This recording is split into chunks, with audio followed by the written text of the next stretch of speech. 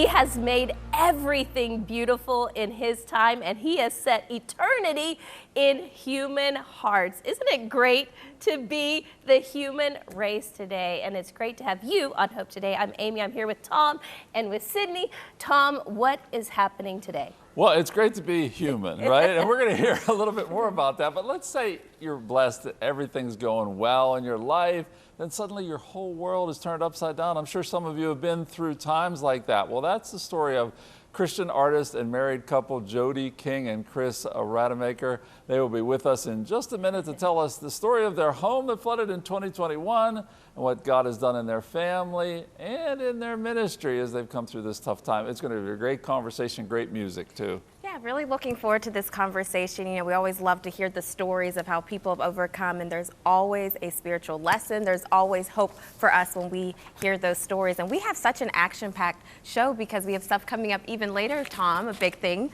with hard questions. We do. We have another program. If you are a viewer to Cornerstone's full schedule, we have a program called Hard Questions. You can see it on YouTube if you are not in an area where you can get it on the air. But we ask our pastors, the panel of pastors that we have, we have call-in questions. People leave them. And somebody started out this way. I cry when I read about people getting killed in Israel, Palestine, the Ukraine. I'm a firm believer that God's in control of everything. How should I feel about this? So there's more to it, but the pastors just deal with that question. It's an important one. Yeah, and it is in the news. We as believers, we should be concerned about Israel. We should be praying for Israel.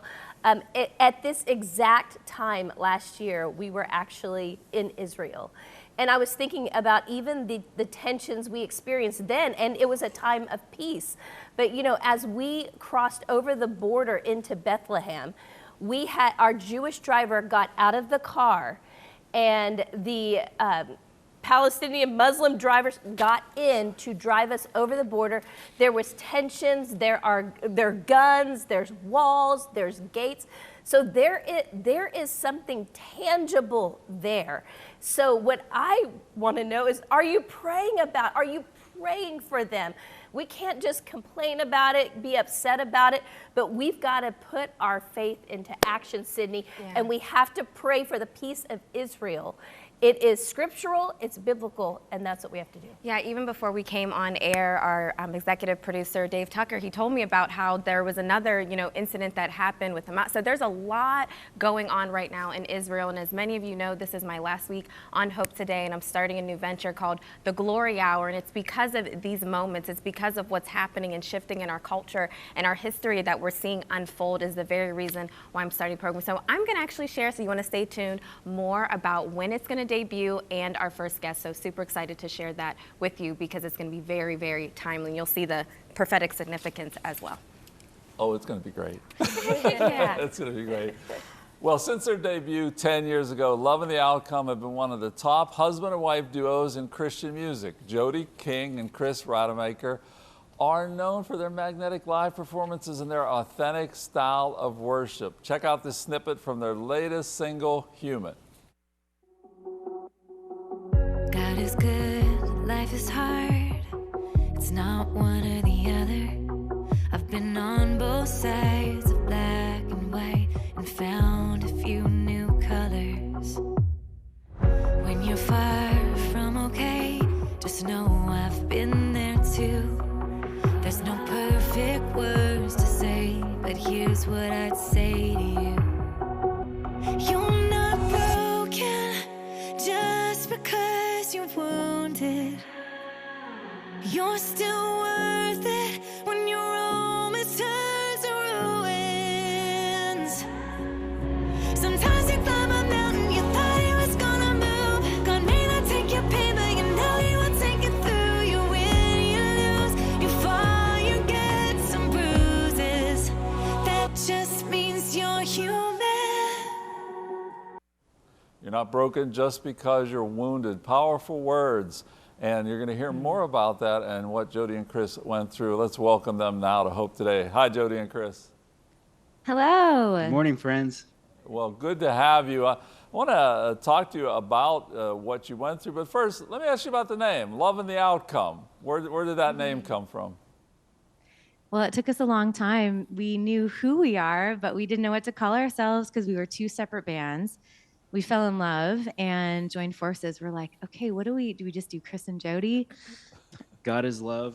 We are the outcome. Yeah. We see it as a mission and invitation to people that come to our shows. When you really feel loved by God, how does that affect how you live? What's the outcome of that love? Well, I love that. I love the name and I love the explanation. Well, let's talk about that. You guys had, things seem to be going pretty well, at least what we know. But in 2021, you had a devastating situation. Can you explain what happened and what God brought you through? Yeah, it's crazy how sometimes you're just coasting along. We'd been these two prairie kids from Canada who sold everything, hopped in our Jetta. Remember that, babe? We really did that. Believe me, I remember. Selling CDs out of the trunk of our car and just trucking along because we were praying the Lord's Prayer, thy kingdom come, thy will be done on earth, not one day, but now. And we both just felt like, let's ditch the backup plans.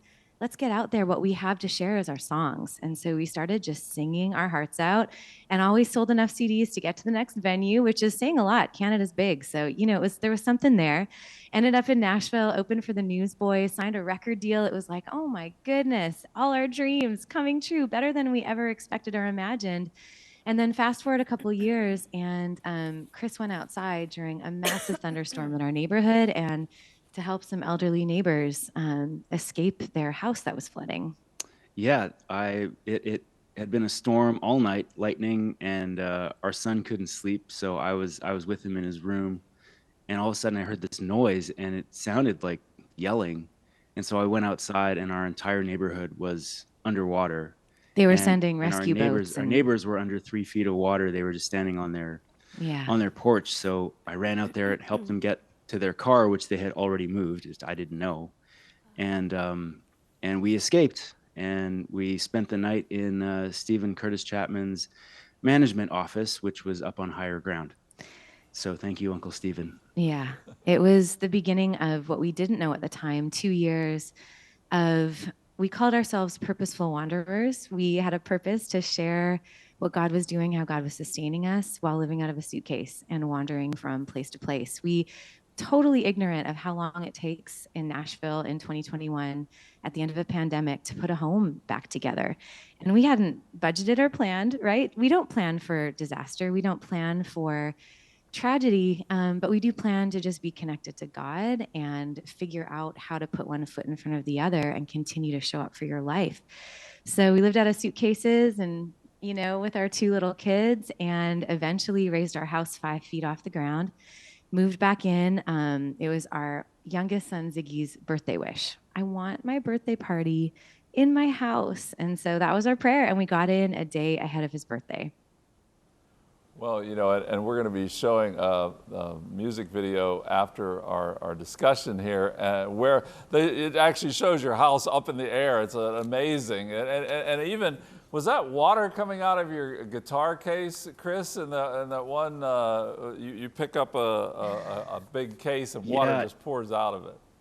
Yeah, that was Jodi's keyboard case. She has Okay. like a small synthesizer keyboard, and it fits in that case. And apparently, so do 20 gallons of water. So, Well, what is God, and the funny thing is, we actually still use that case. I rescued it. Might have been one of the only things rescued. Wow. I don't think we had any idea how much a few feet of water completely destroys everything in its path. We came back and all of our neighbors in our community were already trying to help save our house. Our tour manager tour managed our house situation. We had no idea, when trauma hits, not sure what you've been through, Tom, Amy, and Sydney, or anyone listening, but when you actually hit that point of intense trauma, you're sort of just stunned. And we were standing in the middle of our kitchen. Our family's across the border in Canada. They cannot help us. And we're just standing there and didn't know what to do. And our friends that were real friends showed up without us asking and just started tearing our walls out and packing anything up into bins that they could save. And without that, we wouldn't have a house at all. I was thinking about, the ruins. some people cannot get over, and I'm not sure myself if my house was flooded. I mean, there are some things that I think I would mourn over the loss of them, you know, pictures, items, CDs, certain books, things that my kids drew, memories, moments. How did you really get past the ruins into a place of victory, maybe is the word? Through lament and grief, and allowing ourselves to take comfort in the fact that there's 3 books of the Bible completely dedicated to lament. And I think remembering that is such a big part of, like you mentioned, Tom, at the beginning, and Sydney, that program you're starting, those tough conversations, is remembering first and foremost that we are seen and there's room in the gospel for grief. You know, we don't escape. Christianity is an escapism. We don't escape what we're going through. We bring it to God and we go through it, like it talks about in Thessalonians. So I think just starting there, letting our kids cry, letting ourselves cry, letting our prayers be groans when we didn't have anything else but a groan, and just sharing that with others who feel like, whoa, I'm supposed to be this perfect Christian. I show up on Sundays, or maybe your grief's taking you out. You can't show up on Sundays, right? Just knowing you're not alone. And so us having the courage to go, we got to get on stage and tell our real story so people know we're real people, because you don't become a Christian and stop being human, right? You just, the prayer changes from God, take me out of my situation, to God, take me through. And that just became our daily prayer.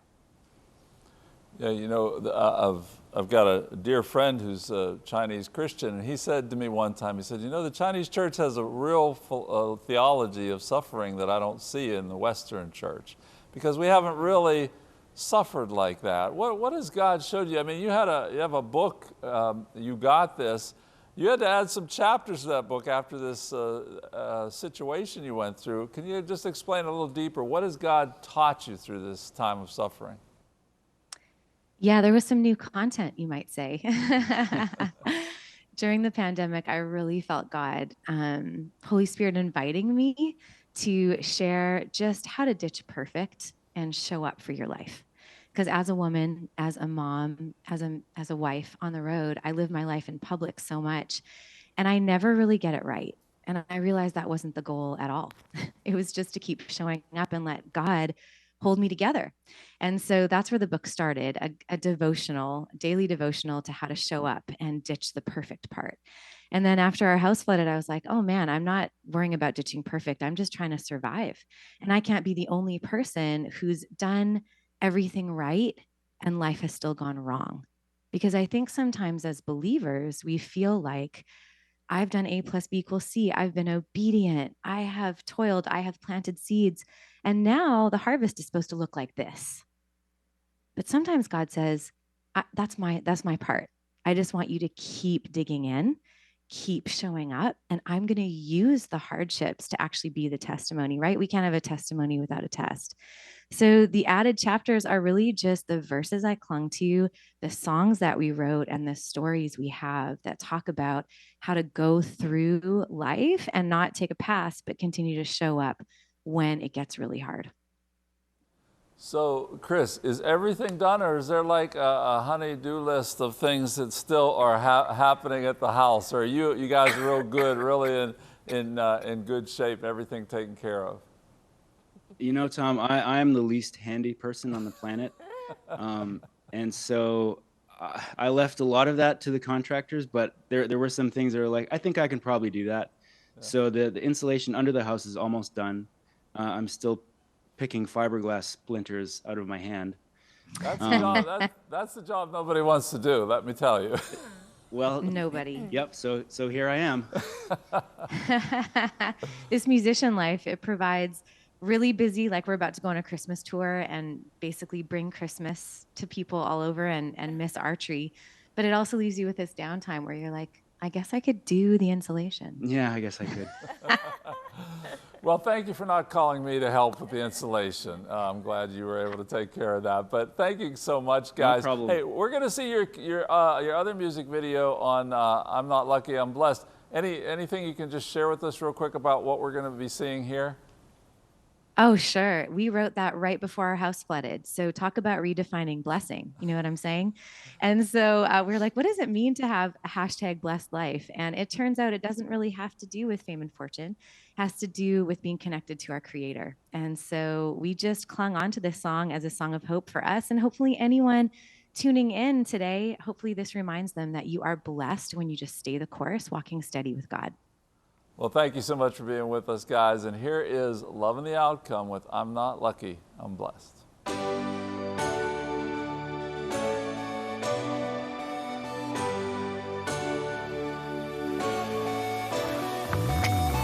Someone call it good fortune, someone call it good luck.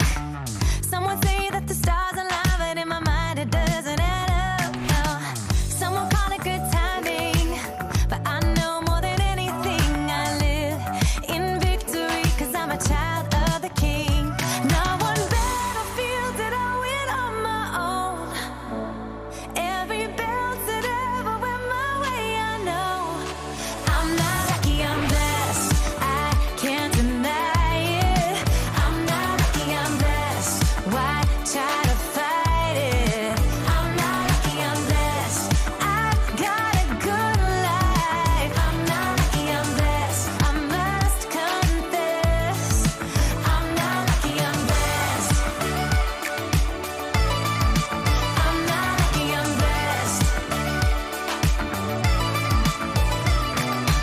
You know I gotta give credit where credit is due.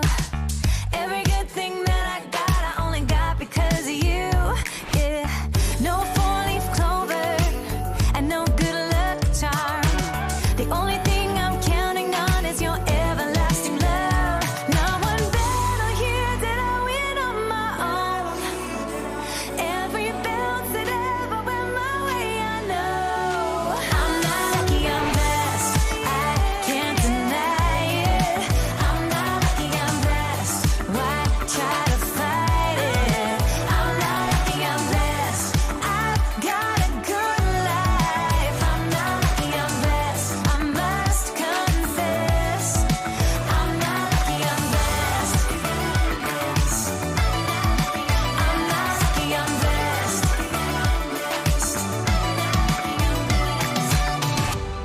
You've been so good, so good. You've been so good to me. In my life, in my home, in my family, every good thing that you've given me. No doubt in my mind will there ever be. I've got everything, everything I need. In my life, in my home, in my family, every good thing that you've given me. No doubt in my mind will there ever be. I've got everything, everything I need. Not one battle here did I win on my own. Every bounce that ever went my way, I know. I'm not lucky, I'm blessed. I can't deny it. I'm not lucky, I'm blessed. Why try to fight it? I'm not lucky, I'm blessed. I've got a good life. I'm not lucky, I'm blessed. I must confess. I'm not lucky, I'm blessed. I'm not lucky, I'm blessed.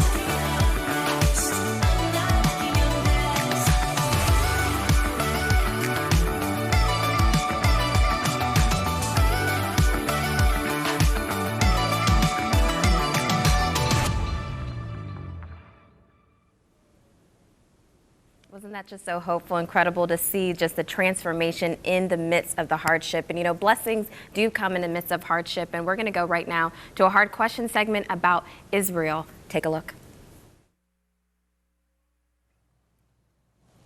Welcome to a special segment of Hard Questions where we gather pastors and take on your questions and answer them from the Bible. Take a listen to this call. I actually cry when I see the news about the people that are getting killed in Israel, Palestine, Ukraine. And I am a firm believer that God is in control of everything.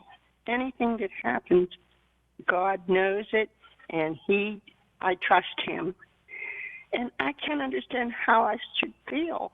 Should I just slough it off as God's will that these people are being killed? I know he says that he'll save who he wants to save, but I don't know how to pray even about it, because if this is his will, I would be praying against him.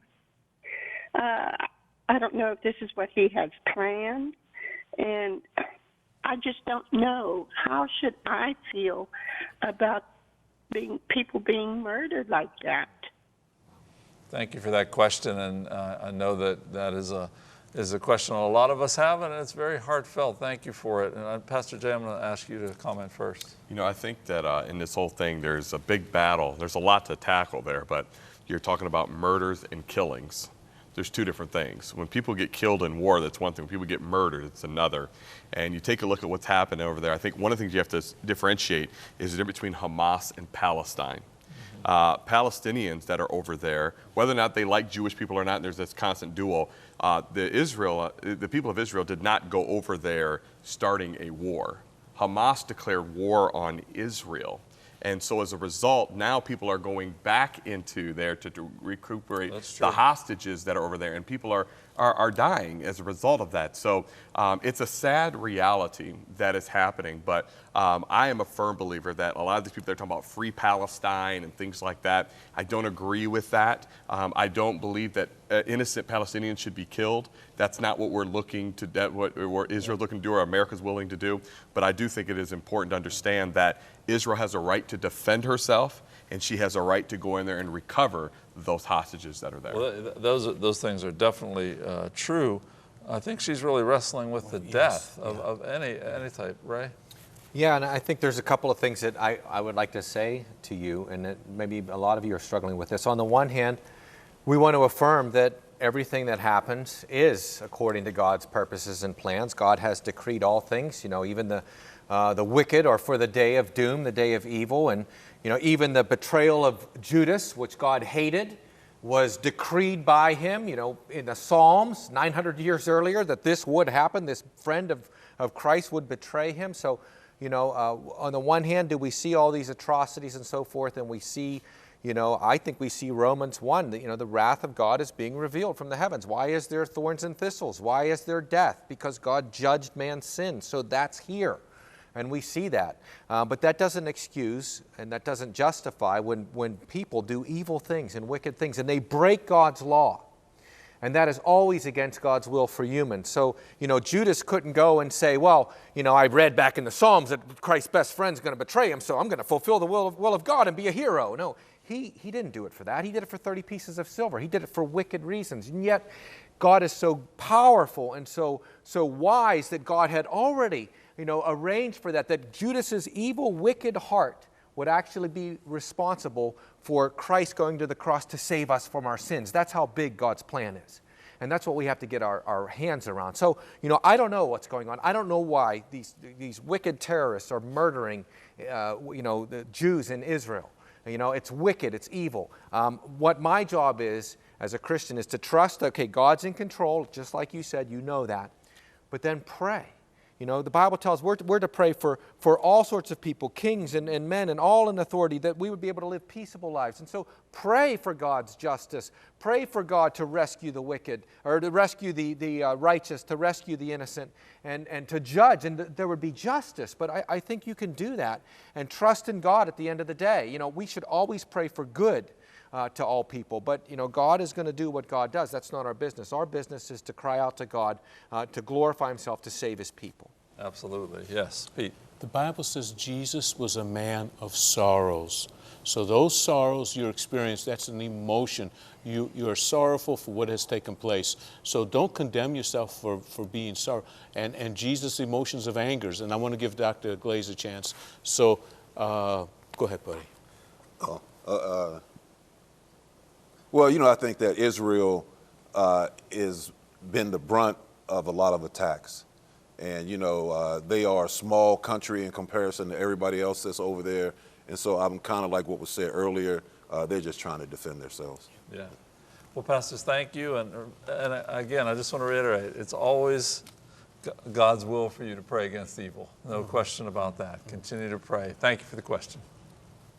Thank you, pastors, for that insightful, meaningful conversation about Israel, because it is such an apropos conversation that we need to have of what's going on. And we know there's a temporary truce that's happening in Israel, but there's conflict happening, with this. Just things are erupting. And, that's why on my heart I started the Glory Hour. And as you know, it is my last week on Hope Today because it's a new venture that I'm pioneering and producing. It's a brand new podcast that's going to be exclusive to YouTube. You can take a look. It's called The Glory Hour with Sydney Goldman, and it will debut Wednesday, December 6th, and you can check it out on 3 p.m. Our first show will feature how hope is arising in Israel in the midst of anti-Semitism with Michael Mistretta. He's the CEO of Fellowship of Israel-Related Ministries. Now, the ministry is known as Firm, and it's in Jerusalem, spreading hope and healing through the love of Jesus during the Israel-Hamas conflict. So meet me on YouTube on Wednesday, December 6th at 3 p.m. for the Glory Hour. You can go to YouTube, just search Cornerstone Television Network, and you'll see a playlist for the Glory Hour. But I'm really excited, Tom and Amy, just for this opportunity to dive into this conversation, to talk with Michael, and there's even sharing even more things that are happening currently. There's so much that is surrounding this, and it's so important that we understand what God is saying, but also what's going on in the culture and the world when it comes to this. Mm-hmm. Yeah, I mean, there is stuff happening all over the world, but we are not against people, but we are against evil. And I think as long as we're alive and on the earth, there will be good and there will be evil. And so we have to be people of God, people of faith, people that are ready, people that are prayed up, people that are aware of what's going on in the world. We do need His glory. We need His presence. We need His truth. We need His favor. We need God's Spirit to move in our land, Tom. This isn't the time for the church to take a back seat. Not at all. This is the time to move forward like soldiers, like athletes, like farmers, because the harvest is ripe. Absolutely, and Sydney, I'm so glad that you're moving forward in these things. I mean, you're going to have such a depth in this hour that you'll have with people like your first guest there to talk about these things. Yeah. Because the whole theme of this program has been that we will go through difficulty and suffering, and we will go through those things that we don't expect. And where is God in that? That's something we've got to answer, and He's there, by the way. He's there, and He's carrying you through. It doesn't feel like it sometimes, and if you're in that right now, trust and believe that God has got a plan coming out the other side for you, because He does, and He loves you. Have a great day in Him.